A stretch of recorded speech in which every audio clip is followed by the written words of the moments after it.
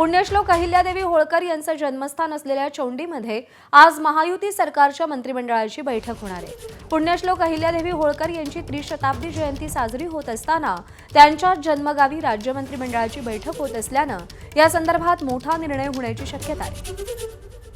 अभिषेक मुठाळ आपले प्रतिनिधी सध्या आपल्या सोबत आहेत।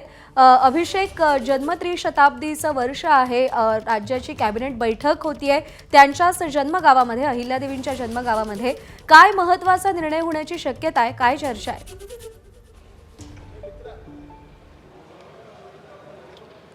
एकूणच पाहायचं तर मुंबई, नागपूर आणि छत्रपती संभाजीनगर इथं आपल्याला मंत्री परिषदेची बैठक ही पार पडताना पाहायला मिळालेली होती आणि त्यानंतर आता ही ऐतिहासिक अशी मंत्री परिषदेची बैठक म्हणावी लागणार आहे। मी जिथे ही मंत्री परिषदेची बैठक पार पडणार आहे त्या भागामध्ये उभा आहे। आपण सध्याला बघू शकता आहे की समोर आपल्याला 4 खुर्च्या ज्या आहेत त्या पाहायला मिळत आहेत। मुख्यमंत्री असतील, मुख्य सचिव असतील आणि जे दोन्ही उपमुख्यमंत्री आहेत त्यांच्यासाठी एकूणच व्यवस्था ही आपल्याला पाहायला मिळते आहे। सोबतच मंत्री जे असतील त्यांची देखील इथं व्यवस्था कशा प्रकारे ह्या सगळ्या कॅबिनेटसाठी असणार आहे हे देखील आपल्याला इथं पाहायला मिळत आहे। सोबतच मुख्य सचिवांचं दालन देखील इथं तयार करण्यात आलं आहे। सोबतच दुसरीकडे जर का पाहायचं तर उपमुख्यमंत्री एकनाथ शिंदे, मुख्यमंत्री देवेंद्र फडणवीस आणि अजित पवार यांची देखील दालनं आपल्याला इथं पाहायला मिळत आहेत। आपण इथं बघू शकता हे एकूण सगळ्या अधिकारी वर्ग इथं आपल्याला पाहायला मिळतो आहे आणि त्यांच्याकडनं सगळी ही शेवटची तयारी जी इथे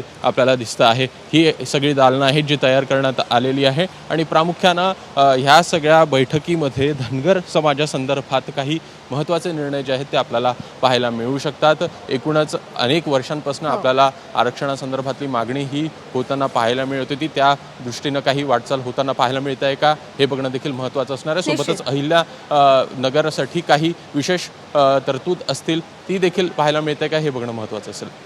आणि याच निर्णयांकडे संपूर्ण राज्याचं लक्ष असेल। अभिषेक, धन्यवाद दिलेल्या सगळ्या सविस्तर माहितीसाठी। एबीपी माझा, उघडा डोळे बघा नीट।